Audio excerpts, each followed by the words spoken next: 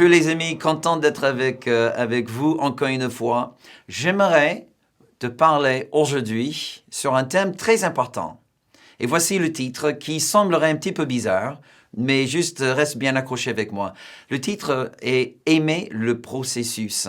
Et si tu as une Bible, trouve Romains chapitre 12 avec moi. Romains chapitre 12, les versets 1 et 2. « Je vous exhorte donc, frères, par les compassions de Dieu, à offrir vos corps comme un sacrifice vivant, saint, agréable à Dieu, qui sera de votre part un culte raisonnable.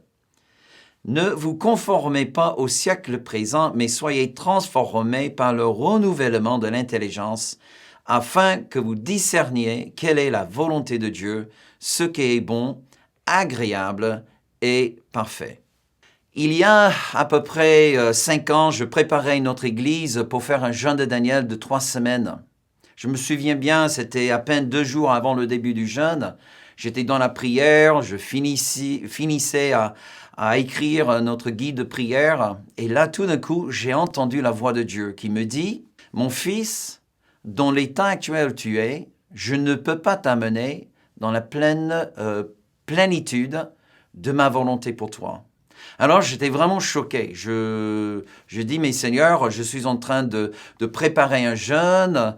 Comment c'est possible que je ne suis pas en mesure d'aller jusqu'au bout de ta volonté? Et ça m'a vraiment choqué. Et puis, cela m'a lancé vraiment sur une poursuite de changer mon état, de m'améliorer, de grandir, de me développer pour que, justement, Dieu puisse se servir de moi.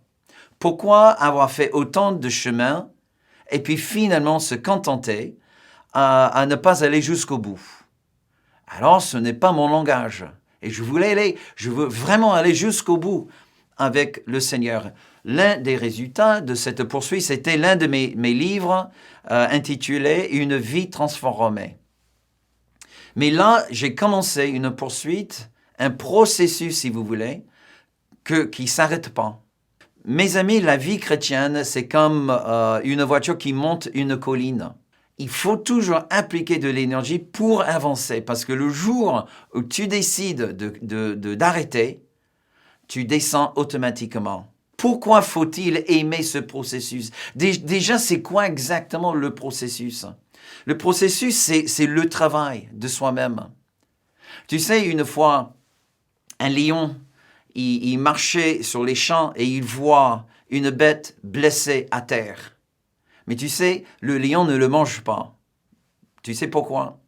Parce qu'un lion n'aime pas juste manger le poids, il aime la poursuite, il aime la chasse.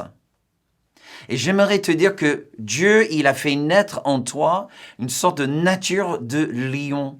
Ce n'est pas juste suffisamment, mes amis, de procurer une victoire sans la lutte. Nous voulons tous passer par la victoire. Nous voulons tous avoir le prix. Mais mes amis, s'il n'y a pas de combat, il n'y a pas de victoire. S'il n'y a pas une lutte, il n'y a pas de prix. Et c'est la raison pour laquelle, pour au moins ce que Paul dit aux Philippiens, pour moi ça me parle tellement. Il dit, ce n'est pas que j'ai déjà remporté le prix ou que j'ai déjà atteint la perfection, mais je cours pour tâcher de le saisir, puisque moi aussi, j'ai été saisi par Jésus-Christ.